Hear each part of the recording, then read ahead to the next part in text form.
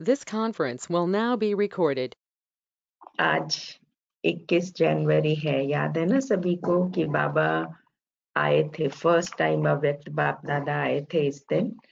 तो इसलिए सोचा कि आज 21 जनवरी की जो बाबा की मुरली चली थी और बाबा ने भविष्य की जो बहुत सी बातें समझाई थी, आज उनको थोड़ा सा स्पष्ट करें। तो इसलिए बाबा की वो बातें आज हम सुनेंगे जो बाबा ने अव्यक्त मुरली के द्वारा कही हैं।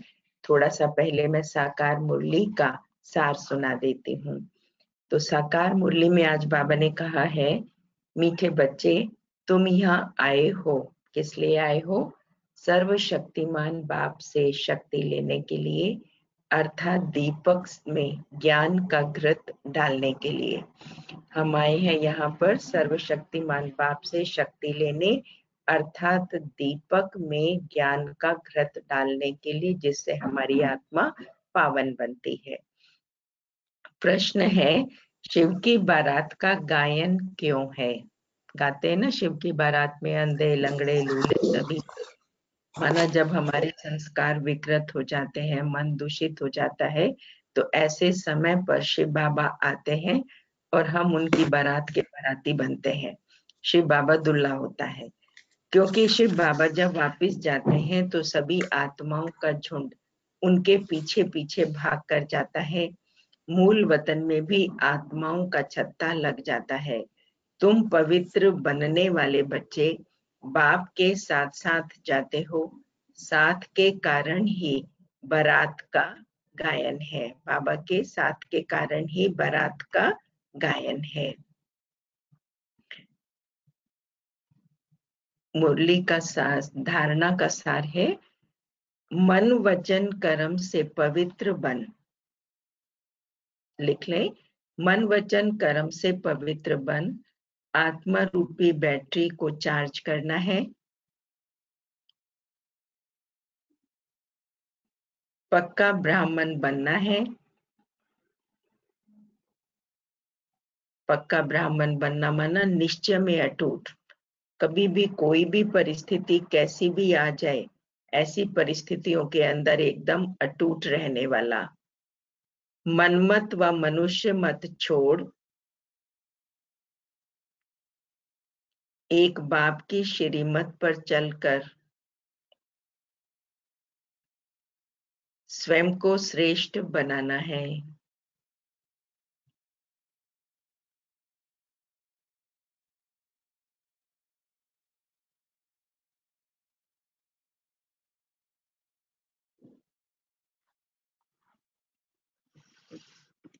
सतो प्रधान बन,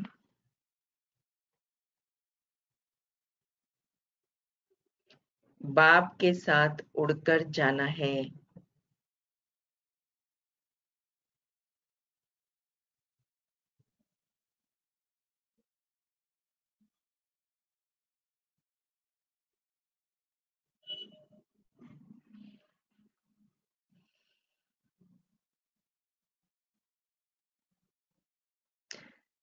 वरदान है, श्रीमत के आधार पर खुशी, शक्ति और सफलता का अनुभव करने वाले सर्व प्राप्ति संपन्न भव।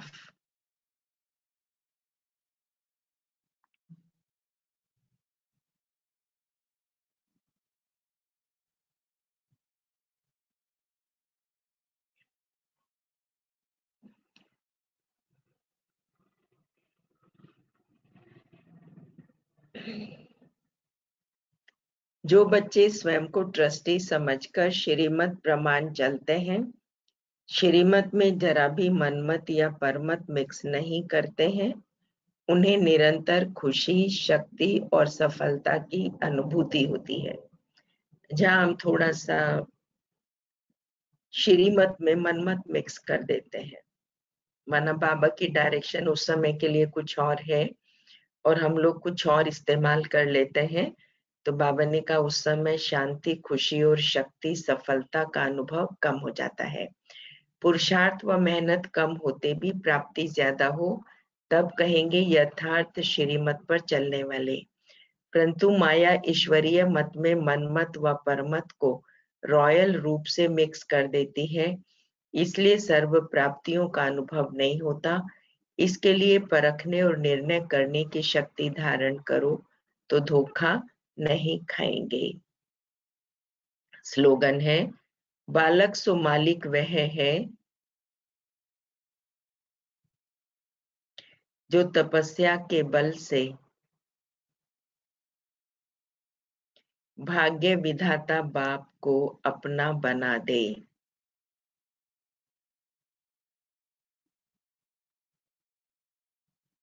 बालक सो मालिक वह है जो तपस्या के बल से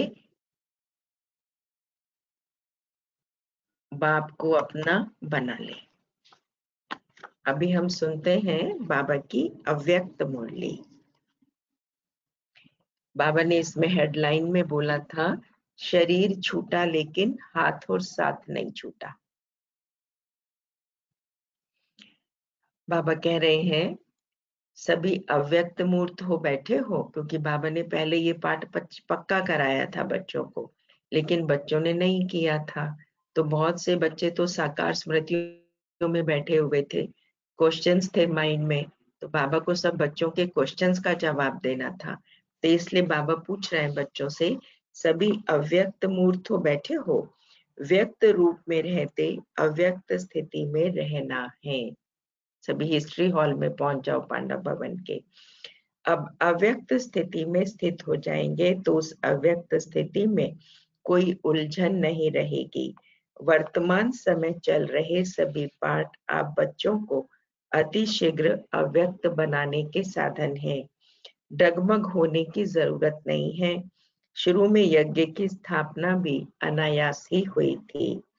जब आप शुरू में यज्ञ की स्थापना में आए थे तो आप सभी से निश्चय के पत्र लिखवाए गए थे। यही निश्चय लिखवाते थे कि अगर ब्रह्मा चला जाए तब भी हमारी अवस्था, हमारा निश्चय अटल रहेगा। वह निश्चय पत्र याद है? निश्चय उसको कहा जाता है जिसमें किसी भी प्रकार का किसी भी स्थिति अनुसार लिखे इस बात को कि हम निश्चय कैसे अपना चेक करें। हमारे मुंह से अक्सर निकल जाता है ना कि परिस्थिति ऐसी थी इसलिए हम ये नहीं कर पाए, परिस्थिति ऐसी थी इसलिए ऊपर नीचे हो गया। अक्सर हम कह देते हैं और बड़ी आसानी से कह देते हैं। तो बाबा ने बताया है इसमें, जिसमें किसी भी प्रकार का किसी भी स्थिति अनुसार विघ्न के समय संशय नहीं आता है। करना ही है, होना ही है, होकर के ही रहेगा। जिन्होंने भी देखो अपने बंधन काटे हैं, जिनके सामने बहुत बंधन थे, आजकल तो कोई ऐसे बंधन आते नहीं है खास, लेकिन जिन्होंने भी अपने बंधन काटे हैं उन्होंने निश्चय के अटूट बल पर ही काटे हैं। इसीलिए गीता ज्ञान का सारी केवल ये है, निश्चय बुद्धि विजयंती संशय बुद्धि विनश्यंती। परिस्थितियां तो बदलनी ही है, बदलती ही रहेंगी। इंपॉर्टेंट है, बदल रही है ना परिस्थितियां, ये ऐसे अचानक कैसे हो गया, ये भी नहीं आना चाहिए। शिव बाबा ने ब्रह्मा के तन में भी तो अचानक ही प्रवेश किया था ना, और बावनी का संगम पर जो भी परिस्थिति आ रही है उसमें कल्याण है। तो जैसे बाबा के आने में कल्याण था, ऐसे हर परिस्थिति के आने में भी कल्याण है, तो उसको एक्सेप्ट करना है। फायर ब्रिगेड कभी नहीं सोचती कि फायर लगी कैसे, आग लगी कैसे, हमेशा क्या सोचती है, आग को बुझाएं कैसे। लेकिन आप जैसे गीत गाते हो ना, बदल जाए दुनिया ना बदलेंगे हम, तो ऐसे ही आप सभी निश्चय बुद्धि आज के संगठन में बैठे हुए हो। आपकी मम्मा आप सबको कहा करती थी कि निश्चय के जो भी आधार अब तक खड़े हैं वह सब आधार निकलने ही हैं। ये था, इसके सहारे हम चल रहे थे, मेरे पति थे, वो गाड़ी थी, ले आते थे तो हम आ जाते थे। मेरे बच्चे थे, बहू थे, मदद कर देते थे, काम जल्दी हो जाता था, तो मैं खाली होती थी तो मैं आश्रम आ जाती थी। मेरे को याद के लिए ज्यादा टाइम मिल जाता था। लेकिन अब मैं अकेली पड़ गई हूँ तो मैं कैसे बाबा को याद करूं।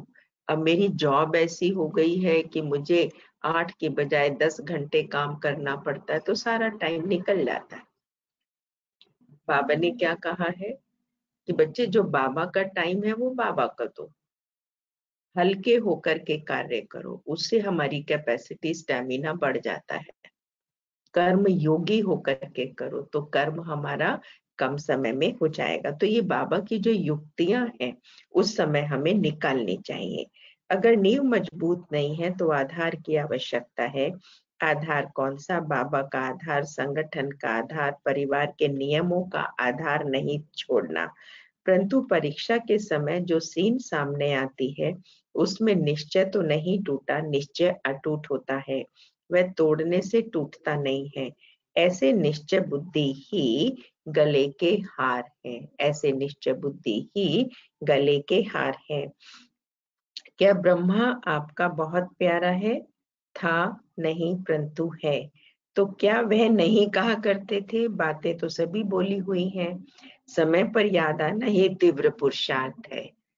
याद करो, वह भी आप बच्चों को मजबूत बनाने के लिए कहा करते थे।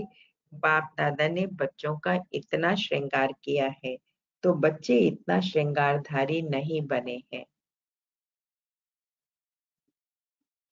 एक दिन ऐसा समय आएगा जो इस बाप दादा के श्रृंगार को याद करेंगे। आ गया फिर वो अचानक 1969 में 18 जनवरी के दिन अचानक आ गया। तो अभी वह समय है। पहले तो वह अपने को निरंकारी नम्रचित कहते हुए कई बच्चों को यह सुनाते थे कि मैं भी अभी संपूर्ण नहीं बना हूँ, मैं भी अभी संपूर्ण नहीं बना हूँ। जैसे बड़े होते हैं ना, हम भी पुरुषार्थ कर रहे हैं, कह तो देते हैं, लेकिन उनका पुरुषार्थ ये देख करके, हम सुन करके उनके मुख से कि वो भी पुरुषार्थ कर रहे हैं, हम अपने पुरुषार्थ को ढीला कर देते हैं कि अरे बड़े ही अभी पुरुषार्थी हैं। हमें ये नहीं पता होता कि उनके पुरुषार्थ की स्पीड क्या है, उनके कर्म की स्पीड क्या है। उनका सोच भी साथ में है, बोल भी साथ में है, और कर्म भी साथ में है।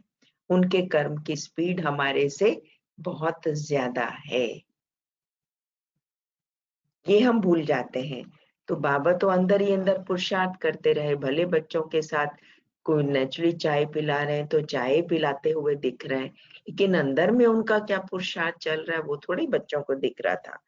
मैं भी अभी निरंतर देही अभिमानी नहीं बना हूँ, लेकिन आपने अनुभव के आधार से 3-4 मास के अंदर ध्यान दिया होगा, सम्मुख मिलने का सौभाग्य प्राप्त हुआ होगा, तो अनुभव किया होगा कि यह ब्रह्मा अब साकारी नहीं लेकिन अव्यक्त आकारी रूपधारी है।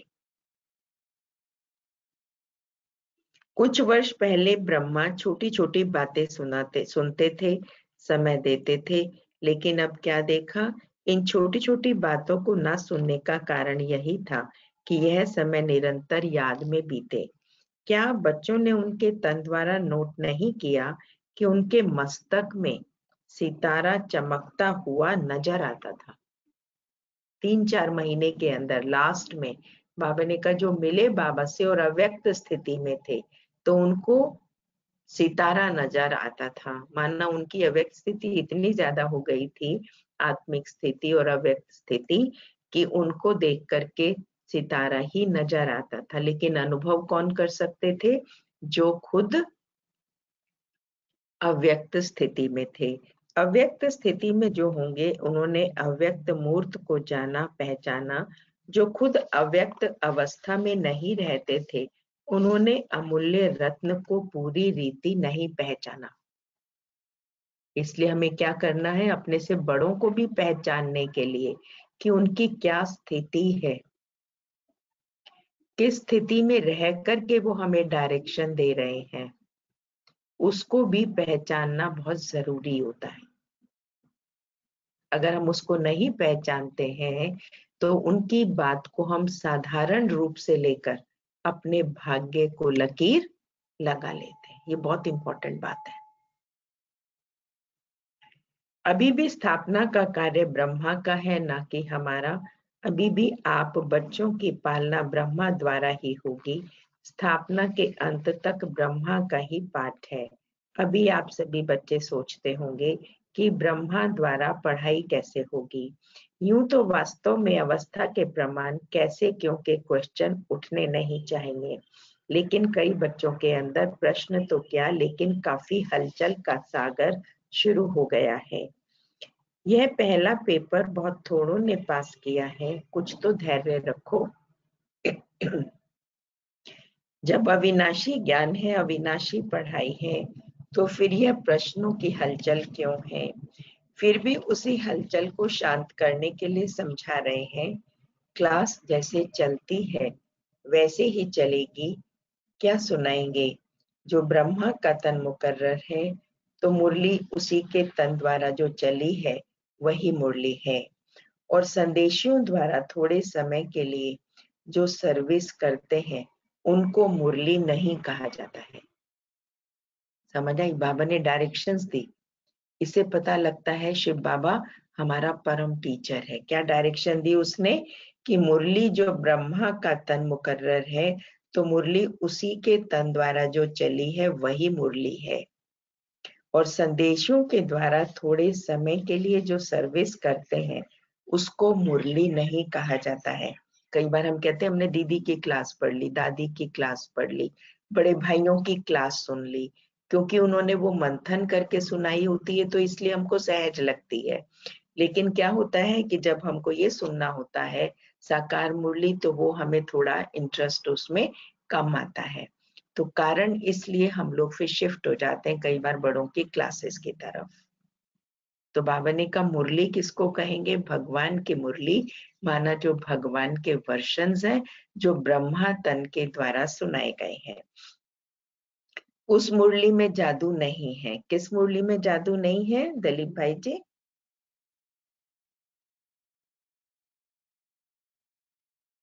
जो संदेशी बहने जैसे थोड़ा हाँ जी, सर्विस वेरी गुड। सेवा जो संदेशों के द्वारा सुनाए गए हैं उसमें जादू नहीं है। बाप दादा की मुरली में ही जादू है। इसलिए जो भी मुरलियां चल चुकी हैं वह सभी रिवाइज करनी है। जैसे पहले पोस्ट जाती थी वैसे ही मुख्य सेवा केंद्र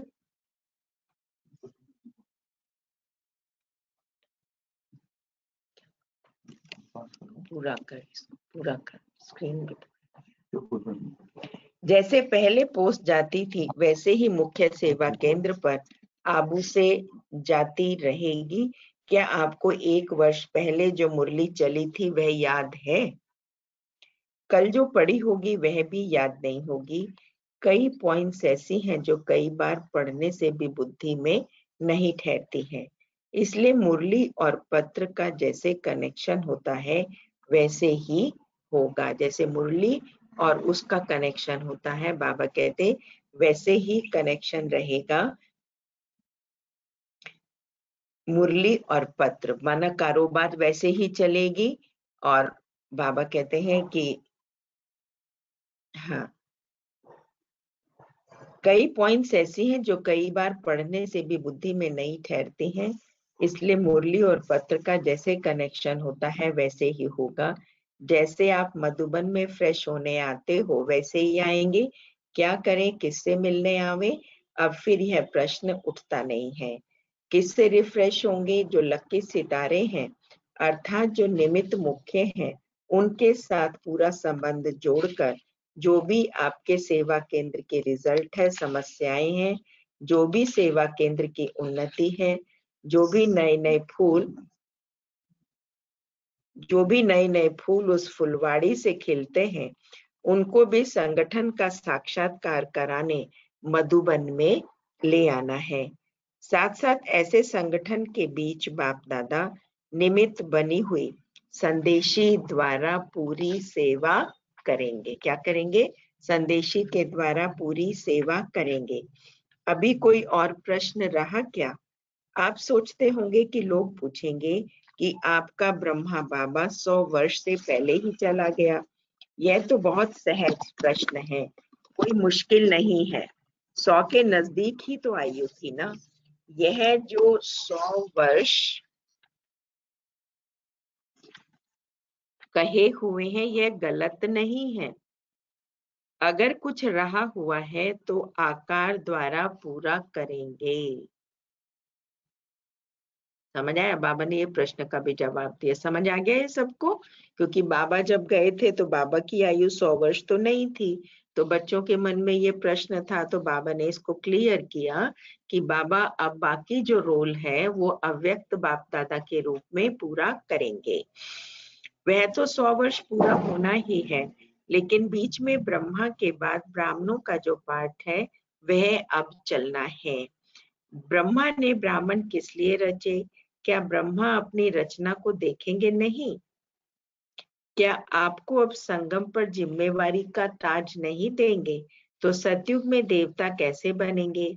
यहाँ की जिम्मेवारी ही वहाँ की नींव डालती है। तो सतयुग में देवता कैसे बनेंगे? यहाँ की जिम्मेवारी ही वहाँ की नींव डालती है। तो यहाँ पर जिम्मेवारी का ताज लेना है। इसलिए जो भी आप बच्चों से प्रश्न करते हैं उन्हें यही उत्तर दो कि ब्रह्मा की स्थापना तो चलनी ही है।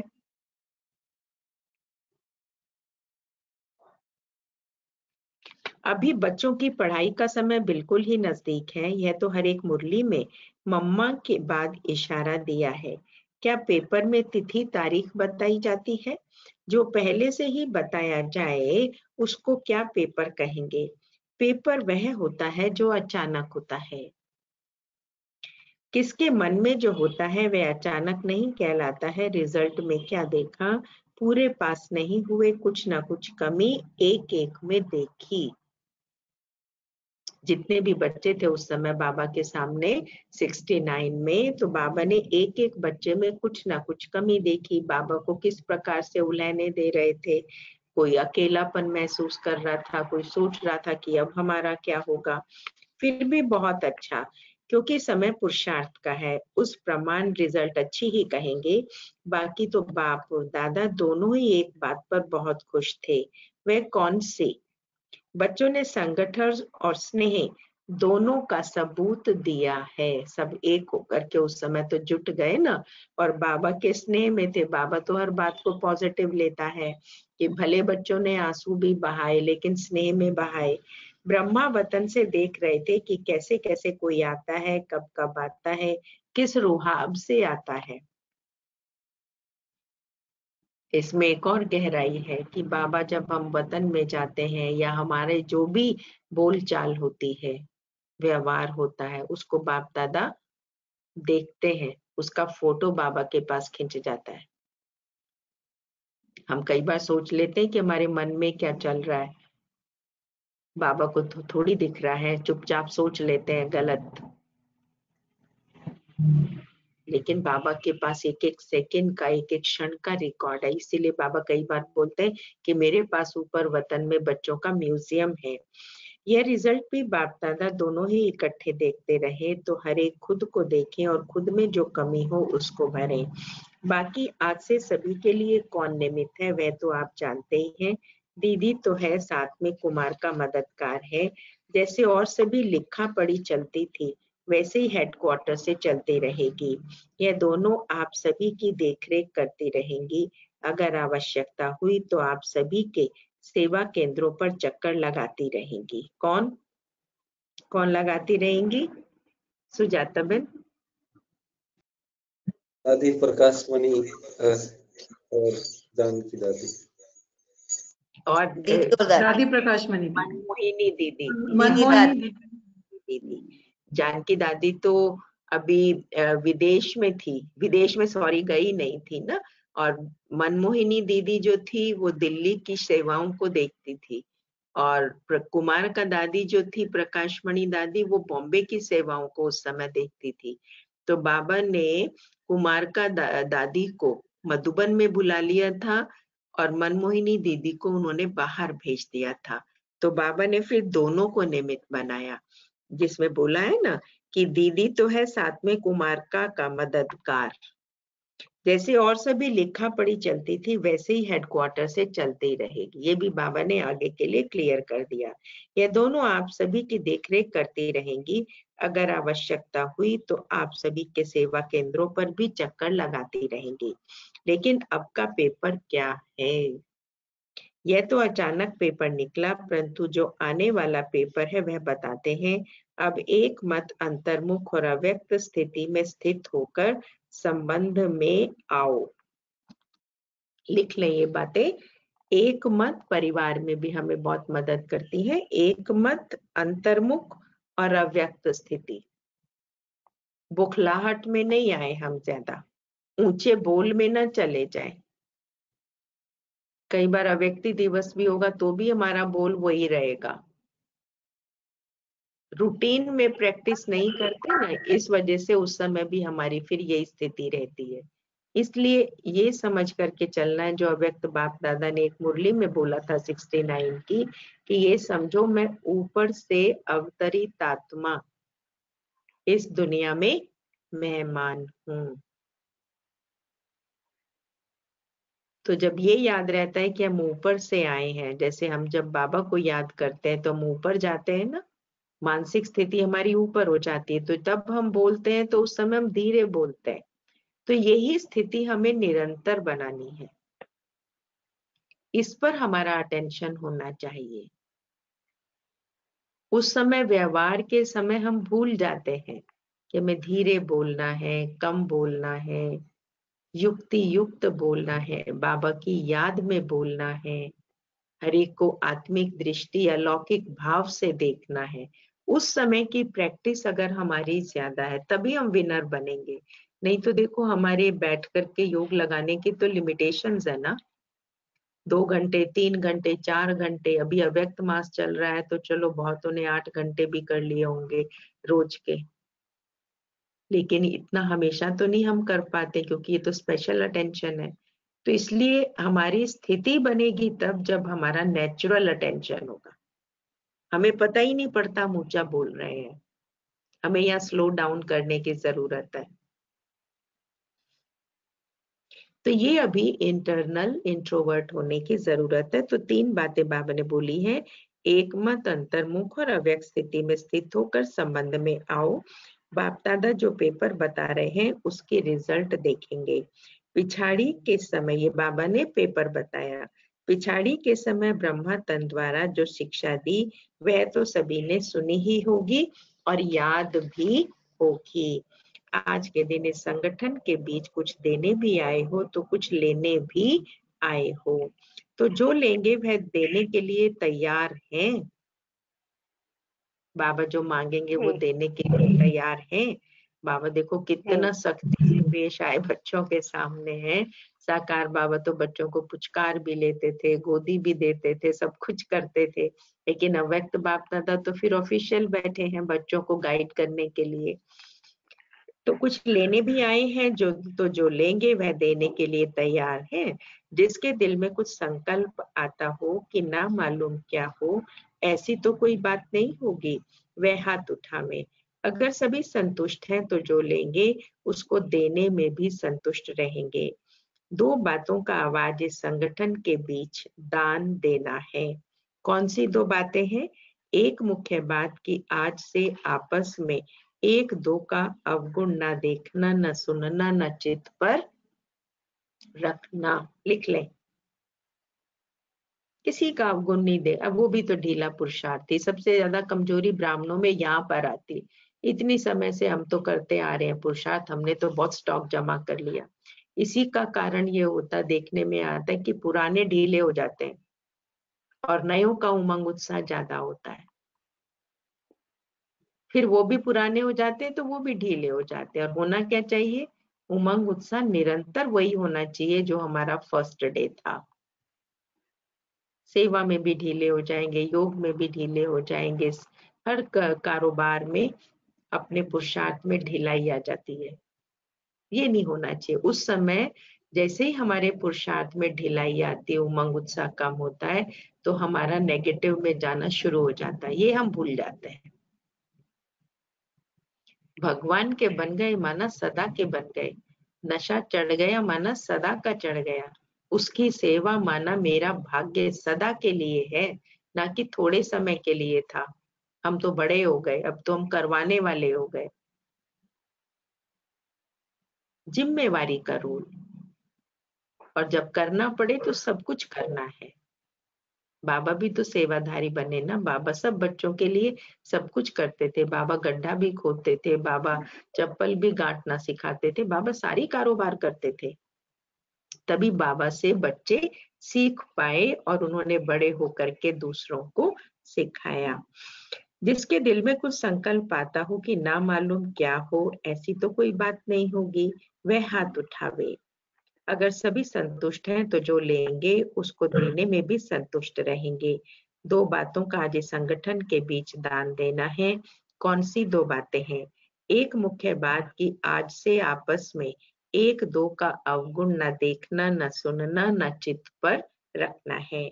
अगर कोई बहन या भाई की कोई भी बात देखने में आए तो निमित्त बने हुए जो हैं उनके द्वारा उनको इशारा दिला सकते हो। दूसरी बात, कई लोग आपके निश्चय को डगमग करने के लिए बातें बोलेंगे, आवाज फैलाएंगे कि अब देखें यह संस्था कैसे चलती है, लेकिन उन लोगों को यह मालूम नहीं कि इनों का आधार अविनाशी है।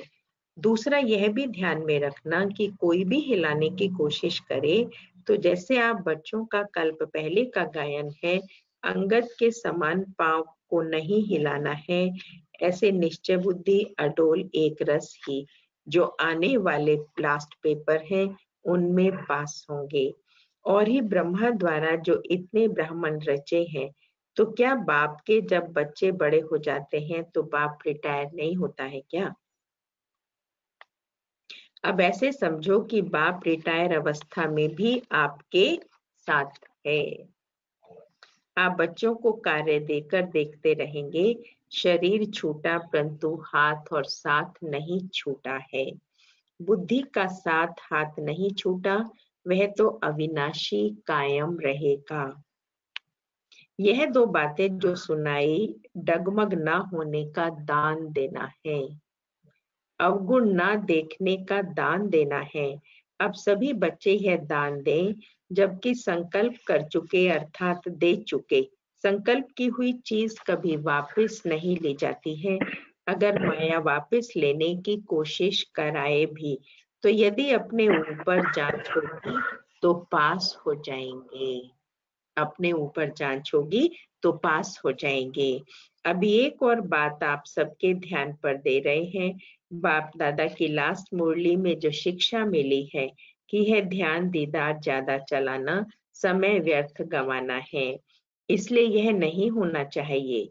ऐसे ना हो संदेशियों द्वारा सेंटर पर जो पाठ चले उसे आप चेक ना कर पाओ।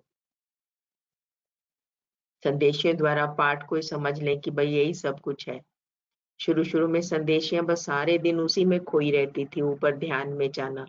तो बाबा ने फिर ध्यान का पाठ कम कर दिया, अपना पुरुषार्थ कम और ध्यान में ज्यादा रहना। इसलिए निमित्त बनी हुई दीदी और कुमार का जिस संदेशी को मुकर्रर करेंगी उन्हों के द्वारा ही डायरेक्शन मिलेंगे। कुछ एक संदेशियां थी उस समय, बहुत सटीक संदेश लेकर के आती थी, बहुत सटीक संदेश। और उसके बाद अव्यक्त बाप दादा की पधरामनी जब शुरू हुई तो यज्ञ के सारे संदेश गुलजार दादी जी लेकर के आते थे। और गुलजार दादी जी महीने के पहली तारीख को सवेरे 4 बजे जब बाबा की याद में बैठते थे तो उस समय बाबा बच्चों के लिए संदेश भेजते थे और वो संदेश टाइप होकर के हर सेंटर पर आते थे। 1.5 पेज का 2 पेज का संदेश होता था और एकदम एक्यूरेट होता था। जब जगदीश भाई जी ने शरीर छोड़ा था तो यज्ञ के अंदर उस समय भी काफी भाई बहनों के अंदर प्रश्न थे, तो भी बाबा ने गुलजार दादी जी के द्वारा ही संदेश भेजा था। उन्होंने ही भोग लगाया था मधुबन में। और बहुत लंबा एकदम एक्यूरेट एक को जो उनके साथी सहयोगी थे सबको याद प्यार देते हुए एक एक के लिए बाबा ने बहुत अच्छा, क्योंकि गुलजार दादी जी की बुद्धि बहुत सालिम थी, बहुत ज्यादा सालिम। कई बार हम कह देते ना ये अनपढ़ है, कम पढ़े हुए हैं, तो इनको क्या, हम तो बुद्धिजीवी हैं। नहीं, बुद्धिजीवी की बुद्धि में बहुत बातें रहती हैं तो व्यर्थ भी बहुत रहता है, आने की मार्जिन बहुत ज्यादा हो जाती है ना। लेकिन गुलजार दादी जी की बुद्धि बहुत सालिम, इसलिए बहुत कम बोलती थी वो चलते चलते बताते हैं पांडव भवन में खड़ी हो जाती थी, रुक जाती थी, बाबा उनको टचिंग देता था, रुक जाती थी और जाकर के फिर कमरे में बैठ जाती थी कि बाबा क्या कहना चाह रहे हैं, उसको कैच करती थी। जैसे पिछाड़ी की मुरली में यह भी डायरेक्शन था कि भोग के समय बैकुंठ आदि में जाना व्यर्थ समय गंवाना है, क्योंकि यह घूमना फिरना शोभता नहीं है। अब तो निरंतर याद की यात्रा और जो शिक्षा मिली है उसे प्रैक्टिकल लाइफ में धारण करने का सबूत देना है। अगर ब्रह्मा बाबा के साथ स्नेह है तो स्नेह की निशानी क्या है? स्नेह यह नहीं कि 2 आंसू बहा दिए हैं, है ना, हम दिखाते हैं भाई हमने आंसू बहा दिए, तो जैसे किसी के शरीर छूट जाएगा तो हम आंसू बहा देंगे। आंसू बहा के हम कर क्या रहे हैं?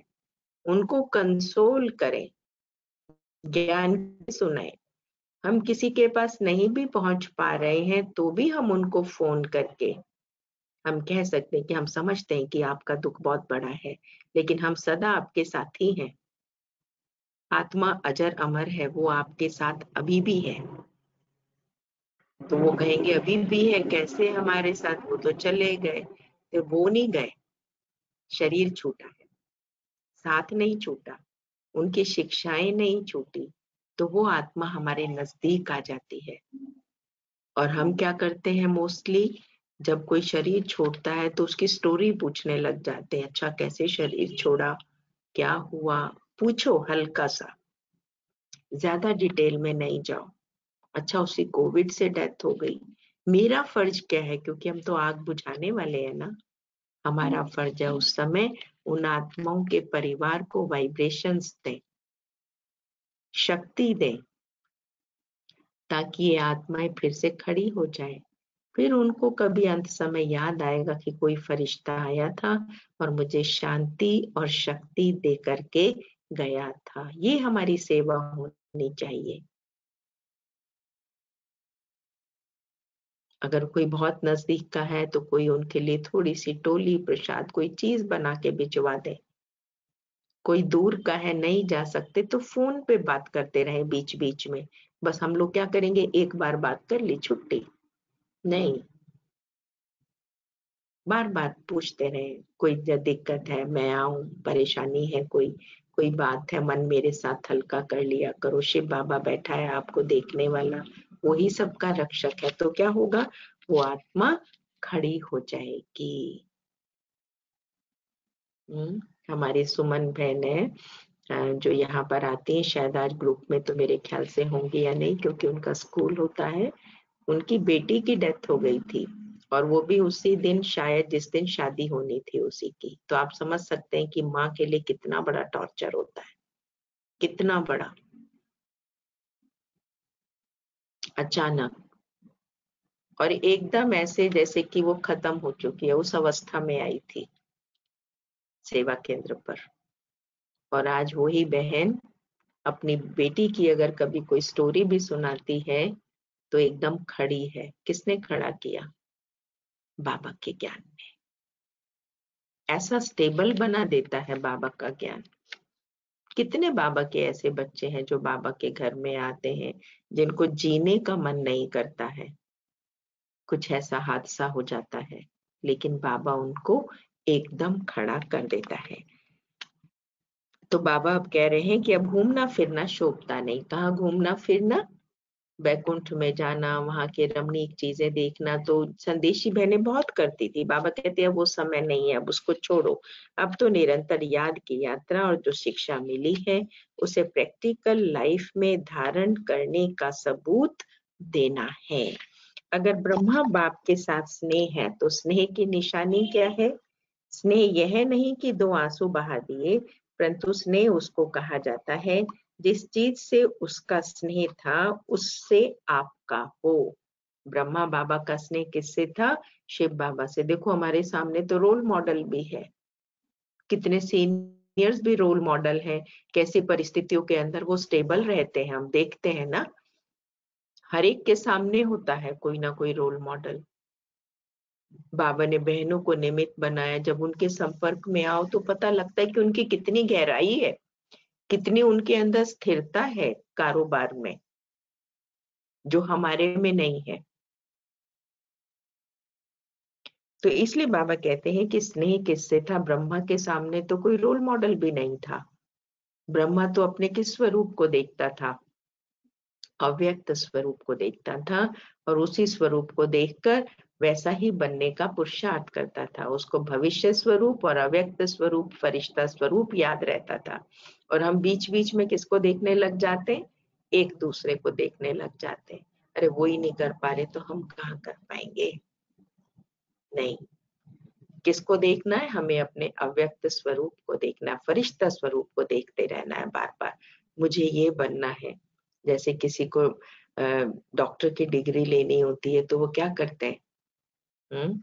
अपनी फोटो खिंचा के उसको देखते रहते हैं कि एक दिन आएगा जब मुझे डिग्री मिलेगी। ऐसे ही बाबा कहते अपने फरिश्ते स्वरूप का फोटो बुद्धि में सदा देखते रहो। तो स्नेह कहा जाता है सर्विस से प्यार, उसकी आज्ञाओं से प्यार। बाकी कोई भी ऐसा ना समझे कि ना मालूम बिना हम बच्चों की छुट्टी के साकार बाबा को वतन में क्यों बुलाया, लेकिन छुट्टी दिलाते तो आप देते क्या? इसलिए ड्रामा में पहले भी देखा कि जो भी गए छुट्टी लेकर नहीं गए। इसलिए यह समझो कि ब्राह्मण कुल की ड्रामा में यह रस्म है। जो ड्रामा में नोंद हुई है वह रस्म चली है। यूं तो समझते हैं कि आप सभी का बहुत प्यार साकार के साथ था नहीं है भी। प्यार नहीं होता तो इस सभा में कैसे होते?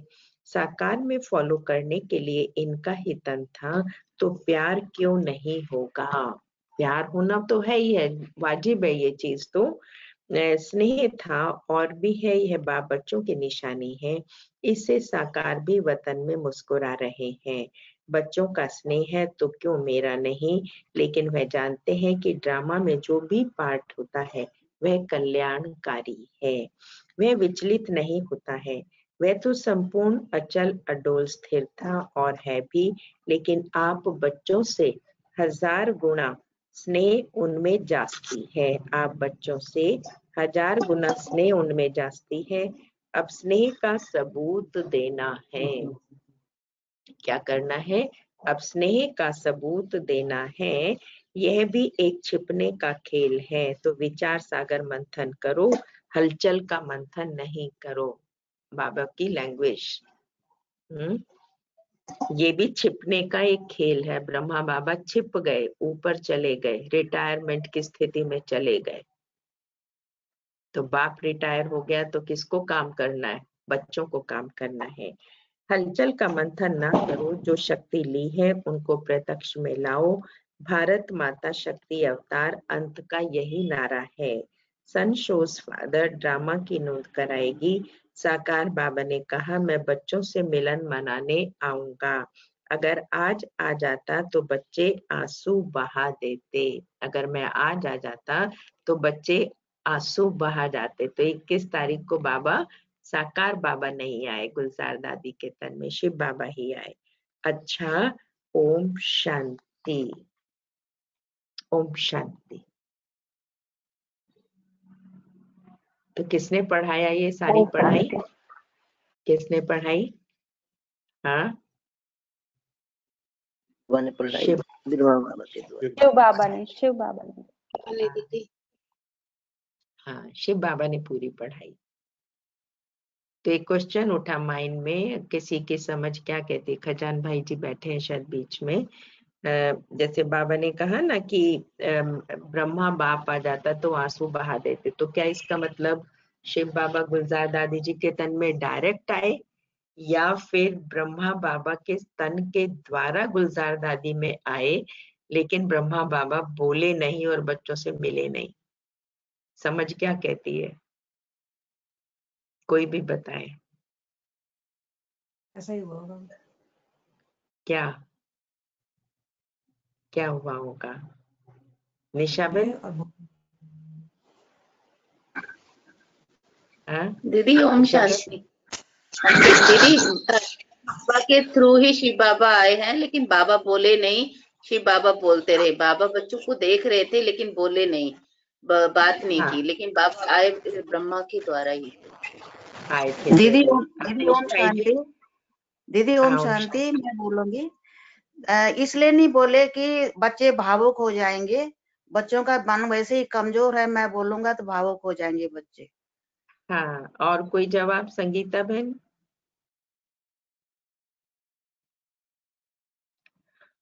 जी दीदी ओम शांति जी। बाबा आए थे लेकिन बोले नहीं। बोले बाबा नहीं है? नहीं। जी जी। सोनिया बहन समझ आ रही है ये भाषा क्या बोल रहे हैं भाई बहन? हाँ, समझ आ रहा है ये सब सोनिया बहन? जी दीदी। हाँ जी हाँ जी हाँ जी दीदी समझ आ रहा है। और ओम प्रकाश भाई जी, आपका क्या विचार है? दीदी ओम शांति। दीदी शिव बाबा का रथ ब्रह्मा बाबा ही है। हाँ। इसीलिए जब भी वो अभी भी आते हैं, पहले उनके तन में फिर दादी के तन में आते हैं जी, क्योंकि उस वक्त भी जो ऐसे साथ में ही आए, बिना उनके अकेले नहीं आते। Good, very good. Prabha Singh, समझ में आ रही है भाषा बाबा के बच्चों की? हमारे नए भाई बहन है, समझ में आ रहा है प्रभा बहन? अवधेश भाई जी, आपका क्या विचार है?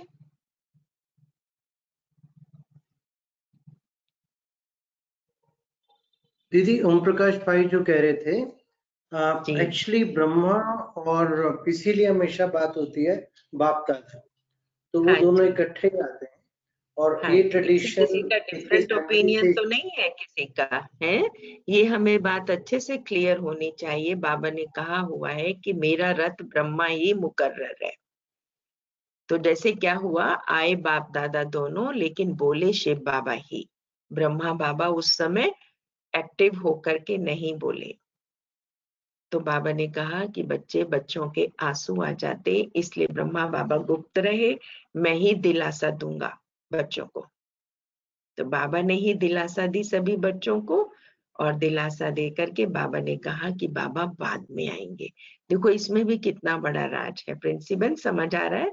तो इसलिए बाबा ने ये सारे राज हम बच्चों को बहुत अच्छे से क्लियर किए हैं कि ये विधि है कि वो ब्रह्मा के तन में पहले आएंगे और फिर उसके बाद बाप दादा दोनों ही नीचे आएंगे। अच्छा दीदी एक दिन सवाल आ रहा था मन में कि गुलजार दादी को क्यों नहीं कहते भागीरथ, उसका जवाब आज मिला। नहीं, उसके लिए हाँ, उसकी यादगार है ना, जो भागीरथ के साथ में एक छोटा सा बछड़ा दिखाते हैं भक्ति मार्ग में। शिव के मंदिर में जब भी हम जाएंगे तो उसके साथ एक छोटा सा बछड़ा दिखाया जाता है। तो बाबा ने एक बार ये स्पष्ट किया था कि बच्चे, ये गुलजार दादी की ही यादगार है। ठीक है? हाँ, उसके साथ छोटा दिखाते हैं। नंदी तो बड़े को बोलते हैं, भागीरथ को नंदी बोलते हैं, लेकिन उसके साथ एक छोटा सा बछड़ा। कभी देखना, आप लोग नेट चलाने वाले हैं ना, उस पर फोटोज भी देखना, तो उसमें भी आपको दिखाई पड़ेगा। तो ये गुलजार दादी जी की यादगार है। अच्छा, अभी हम सभी बाबा को भोग लगाएंगे। उससे पहले मैं एक अनाउंसमेंट करना चाहती हूँ कि कई भाई बहनों ने कानपुर वाली विद्या दीदी के जब अनुभव सुने तो उन्हें बहुत अच्छा लगा, और बार बार कहा कि दीदी कुछ ऐसे अनुभव जिससे हमारा निश्चय बढ़ता है और हमारे में भी ताकत आती है, कुछ ऐसे अनुभव के क्लासेस और रखें तो अच्छा है। आप सबका क्या विचार है? बल मिला था सभी को? तो हाथ हिला के बताएं, उनकी क्लास से बल मिला था सभी को? अनुभव सुनने से मिला था ना सबको बल? तो फिर हमने इस बार अपनी आदरणीय गीता दीदी जो सिरी फोर्ट है, में रहते हैं उनसे बात की, क्योंकि वो भी बाबा के साथ की बहुत अनुभवी है। बाबा ने उनको कैसे चुना और कैसे निमित्त बनाया। और शुरू के अंदर तो ये सिरी फोर्ट सेंटर साउथ X1 में होता था और ये दिल्ली का मुख्य सेंटर माना जाता था। उस हिसाब से बहुत बड़ा स्थान था। गोपाल दादा रहते थे जो बहुत अच्छी पोस्ट पे काम करते थे और ये पूरा ही परिवार बहुत एक कहें दुनिया के हिसाब से एजुकेटेड परिवार भी था। हमारे शांति बहन जी भी बहुत पढ़े लिखे थे। मोहिनी दीदी न्यूयॉर्क वाली भी इनसे कनेक्टेड थे। लक्ष्मण भाई भी इनसे कनेक्टेड थे जो भी बहुत बड़ी पोस्ट पे काम करते थे। तो और यज्ञ में इन्होंने किस प्रकार से सबने मिलकर के सहयोग दिया तो यज्ञ आगे बढ़ा। तो ऐसे भाई बहनों से, ऐसी बड़ी दीदियों से हम लोगों को ये पालना मिल सकती है कि जब उन्होंने अपने टाइम में परिस्थितियां होते हुए यज्ञ को आगे बढ़ाया तो हमें अब इस यज्ञ को और आगे बढ़ाने में बाबा के कार्य में कैसे सहयोग देना है। अवधेश भाई जी तो वहीं से पले हैं, सुजाता बहन इन्होंने वहीं से पालना ली है गीता दीदी से ही। और गीता जब इन्होंने घर का भी उद्घाटन किया था तो गीता दीदी को यहाँ पर बुलाया था। बहुत ही सरल चित है, बहुत ही सौम्य है, बहुत ही पावरफुल है, पढ़ती लिखती नहीं है, वैसे ही लंबी लंबी क्लासेस करा देती हैं। मुरली के पॉइंट्स इतने याद रखती हैं कि बात मत पूछो। अचानक एक बार हम ORC में थे तो हमने देखा उन्होंने ढेरों मुरली के पॉइंट्स और मधुबन की बातें सुना दी जितनी हमको भी याद नहीं थी। तो हम ये सोच रहे थे कि इसका मतलब इनका मंथन बहुत अच्छा है।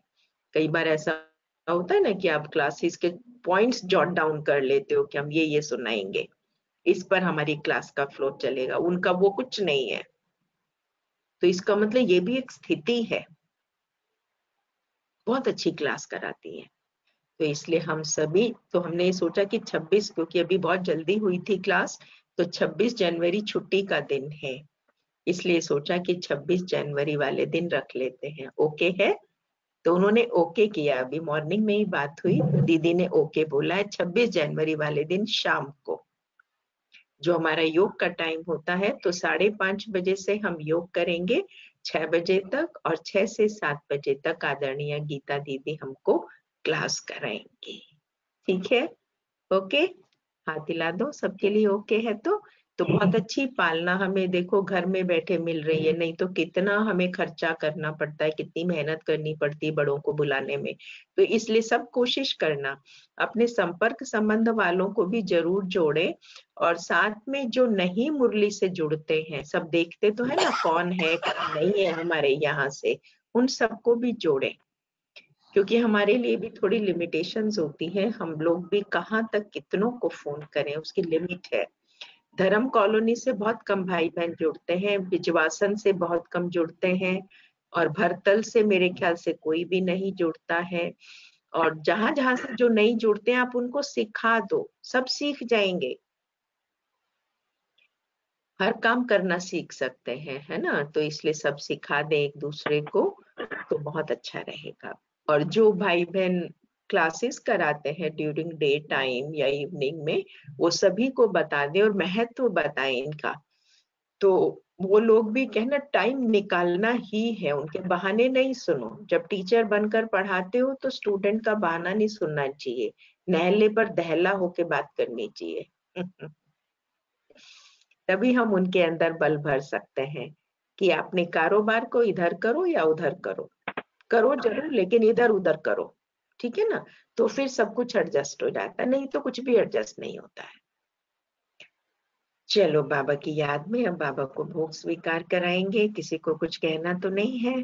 दीदी वो कोर्स फाइनल हुआ क्या जी? कोर्स भी, हाँ, अभी यहाँ पे पालम विहार के 5-6 लोगों के फोन आए हमारे पास अभी 4-5 दिन के अंदर कि हम राजयोगा कोर्स करना चाहते हैं, आपके सेंटर पर आए हम। तो फिर मन में आया कि अभी नहीं खोलते हैं, अगर आप सब राय देंगे तो February 1 से खोल सकते हैं, सबकी राय अगर हो तो। थोड़ी ठंड कम हो जाएगी क्योंकि अभी सबको आदत पड़ गई है ठंड में आराम से बैठकर सुनने की। तो 1 से हम खोल सकते हैं, सुबह और शाम 2 क्लास या एक बीच में रख सकते हैं। तो इतने भाई बहन आराम से एडजस्ट हो जाते हैं, कोई कंजस्टेड नहीं होता है उसमें।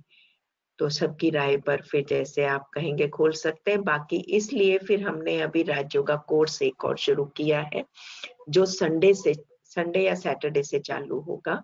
उसका फ्लायर बन जाएगा और आप सभी को सर्कुलेट कर दीजिएगा। कई सोसाइटी वालों ने कहा है कि हम सर्कुलेट करेंगे, हमारी शोभा बहन को बहुत लगन रहती है, तो पूरी सोसाइटी में सर्कुलेट, कहती मैं पैसे दे के भी सर्कुलेट कराऊंगी। ऐसी लगन होनी चाहिए सबके अंदर बाबा की सेवा की, तब सेवा आगे बढ़ती है। केवल बहनें ही सर्कुलेट करती रहे उससे नहीं होता, वो तो हो ही जाएगा, लेकिन सबको मिलके कि मेरे कहाँ मैं पहुंचा सकता हूँ उस चीज को, ये देखना होता है। उन्हीं लोगों को नए ग्रुप्स किस तरह से हम पहुंचाएं, बुद्धि चलाएं हम उसके प्रति, और हर एक इस ग्रुप में लक्ष्य रखे कि कम से कम 5 तो मुझे जोड़ने ही जोड़ने हैं, तभी सफल होगा। ठीक है, और हमारी अर्चना बहन इस कोर्स को कराएंगे। फिर उसके बाद मुरली में जुड़ जाते हैं। देखो आरती बहन ने अभी जो कोर्स कराया था उससे 3-4 भाई बहने मुरली में जुड़े हैं, तो अच्छा लगता है ना। अभी संगीता बहन ने भी एक बहन को जोड़ा है, वो आती है, क्या नाम है उसका, भाविका सिंह है ना, नहीं वो नाम उसका प्रभा सिंह है, वो भी आती है क्लास में। ठीक है, तो सबको जोड़ना है। ओके, ओम शांति। चलो बाबा की याद।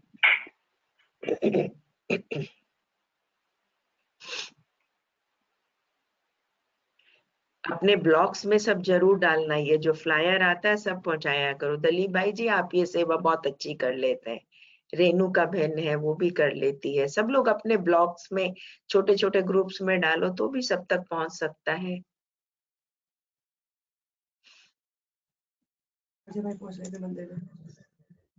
चलो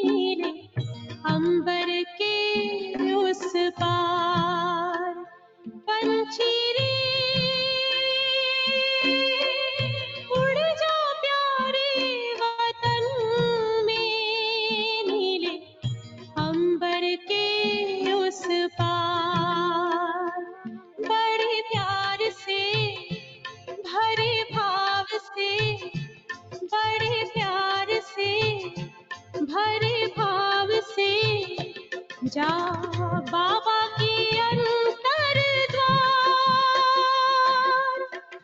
उड़ जा प्यारे वतन में,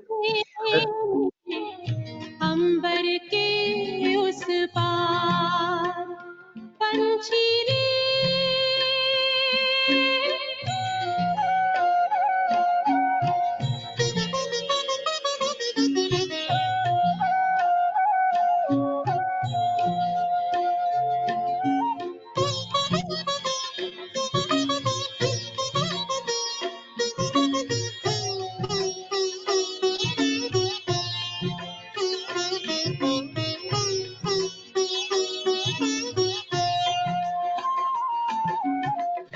पंचेंद्रिय का छोड़ दे बंधन, तन मन से तू हो जा समर्पण।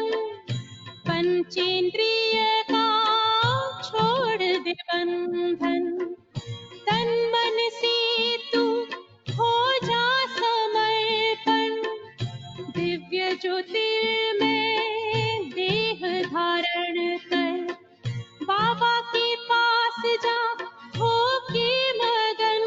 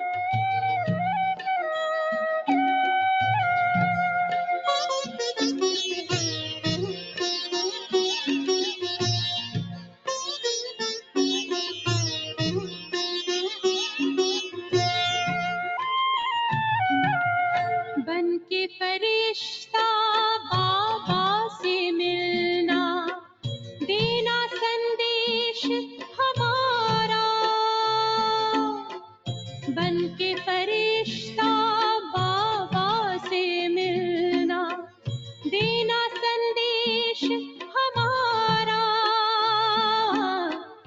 याद प्यार हम सबका देना, लावतन का नजारा, सच्ची लगन से बन जा बाबा के, सच्ची लगन से बन जा बाबा के, तू गले को हार, उड़ जा प्यारे वतन में, नीले अंबर के उस पार, हो नीले अंबर के उस पार, पंछी रे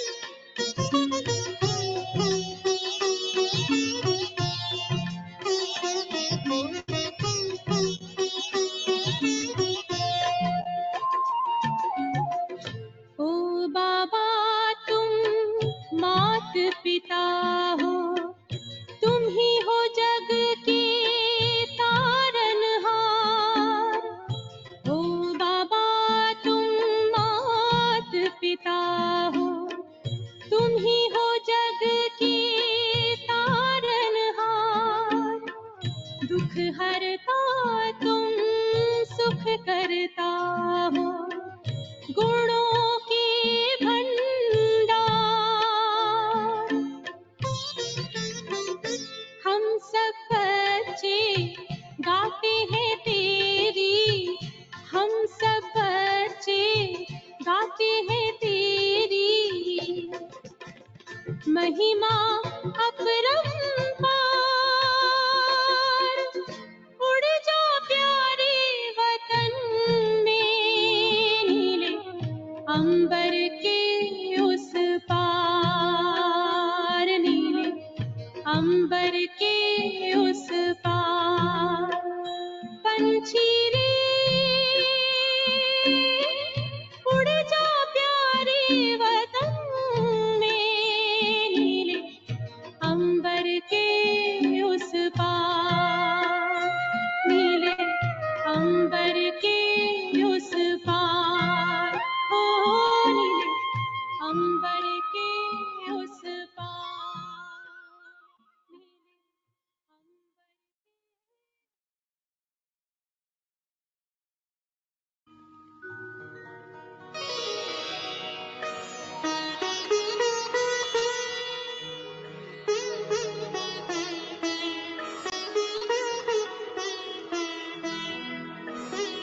याद का अमृत पीते हैं, तेरी याद का अमृत पीते हैं, तेरी याद में जीते हैं बाबा, तेरी याद में जीते हैं बाबा, तेरी याद का अमृत पीते हैं, तेरी याद का अमृत पीते हैं, रहे याद सदा ही साथ तेरी, रहे याद सदा ही साथ तेरी, बस और न हम कुछ चाहेंगे, बस और न हम कुछ चाहेंगे, तेरी याद का अमृत पीते हैं,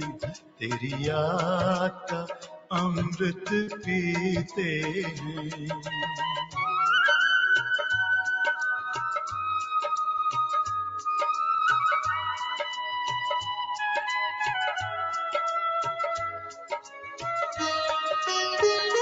जो पल बीते तेरी यादों में, जो पल बीते तेरी यादों में, वो पल अविनाशी होते हैं, वो पल अविनाशी होते हैं।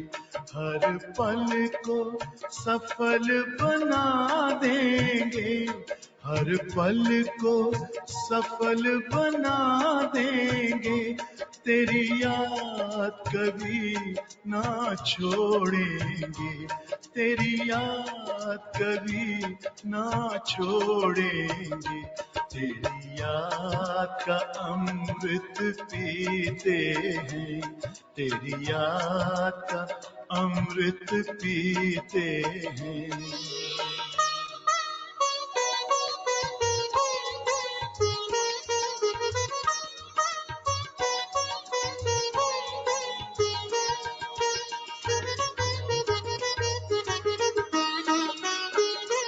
यूं ही आप रहो संग संग बाबा, यूं ही आप रहो संग संग बाबा, इस दुनिया के सुख पाने क्या, इस दुनिया के सुख पाने क्या। लहराते रहे तेरी यादों में, लहराते रहे तेरी यादों में, उन यादों में खो जाएंगे, उन यादों में खो जाएंगे। तेरी याद का अमृत पीते हैं, तेरी याद का अमृत पीते हैं, तेरी याद में जीते हैं बाबा, तेरी याद में जीते हैं बाबा, तेरी याद का अमृत पीते हैं, तेरी याद का अमृत पीते हैं। रहे याद सदा ही साथ तेरी, रहे याद सदा ही साथ तेरी, बस और न हम कुछ चाहेंगे, बस और न हम कुछ चाहेंगे, तेरी याद का अमृत पीते हैं, तेरी याद का अमृत पीते हैं, तेरी याद का अमृत पीते हैं।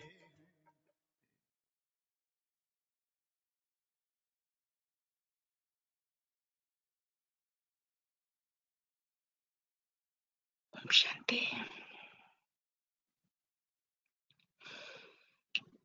शांति दीदी। एक और सूचना है, वो सूचना ये है कि मधुबन में हमने भट्टियों के लिए एप्लीकेशन डाली थी पांडव भवन की, तो वो 1.5-2 साल से या 2.5 साल से डाली हुई है, 2 एप्लीकेशन डाल चुके, लेकिन पांडव भवन की भट्टी की इतनी क्यू है कि उसका अभी तक, कल बात भी हुई, काफी चली, मेल वगैरह भी डाला, तो अभी तक तो परमिशन पांडव भवन की नहीं मिली है, वो शांतिवन की देते हैं। तो मन में आया कि शांतिवन की तो जाते ही रहते हैं भाई बहन, तो ज्ञान सरोवर में भी भट्टियां चलती हैं। तो फिर कल डॉक्टर निर्मला दीदी से बात करी कि हमें अगर आप छुट्टी दें तो हम भाई बहनों को लाना चाहेंगे, तो उन्होंने भी हमें बहुत कम बहनों भाइयों की संख्या दी, और वो भी कहती हैं अक्टूबर में मिल पाएगा, इतनी लंबी क्यू है।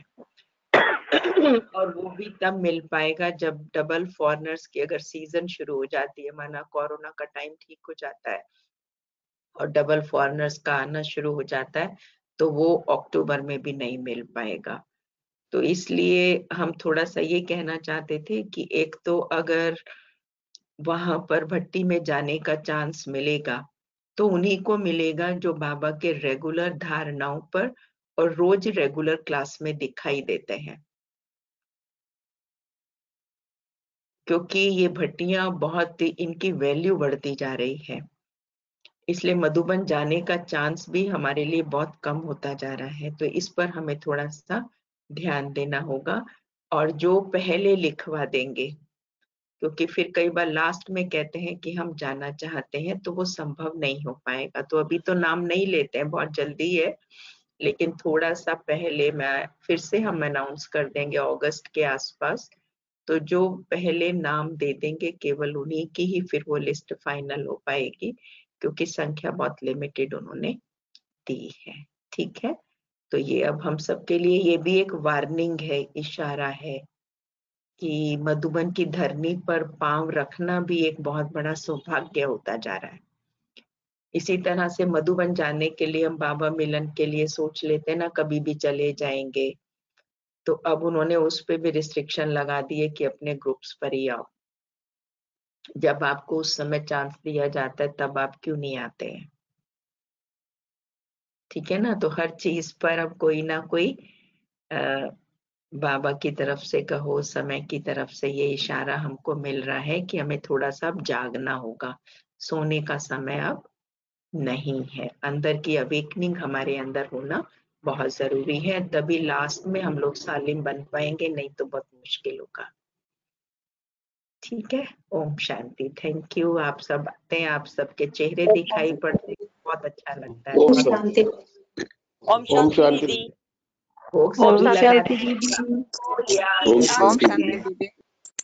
आश्रम पर लग रहा है। हाथ खड़े करो, किस किसने भोग लेके बैठे बाबा के लिए? मैं दीदी भोग लेके सीमा लेट हो गई। हमारे अंदर में रेगुलरिटी कितनी है, बाबा के प्रति प्यार कितना है। थक तो नहीं गए लगाते? कौन बनाए कौन करे, सबको बैठना है, बाबा को भोग स्वीकार कराना है। ठीक है, ओम शांति। दीदी ओम शांति। ओम शांति जी, गुड मॉर्निंग। हेलो दीदी। हाँ बोलो, ओम शांति कौन बोल रहा है? ओम शांति। मैं ये बोल रही थी दीदी, 6 बजे मेरे पास ना फोन आया कि जो हमारे मकान मालिक ना वो एक्सपायर हो गए, तो मैं स्लो हो गई बहुत ही, कैसे भोग बनाऊं, कैसे क्या करूं। तो मेरी बात भी मुरली में आ गई कि फोन के द्वारा उनको समझाओ। मुरली सुनती रही, लेकिन ना भोग अब लगाओ, इसलिए मैं लेट हो गई, बिना कैमरा ऑन कर पाई। ठीक है ना, किसी दिन मजबूरी हो तो फल रख सकते हैं। ठीक है, पर भोग जरूर लगाना चाहिए बाबा को। नहीं लगाऊंगी अभी दीदी मैं। ओके, चलो, ओम शांति। ओम शांति। ओम शांति। ओम शांति। ओम शांति दीदी। ओम शांति। ओम शांति। अच्छा, एक चीज और थी विपिन भाई, वो बता दीजिए अब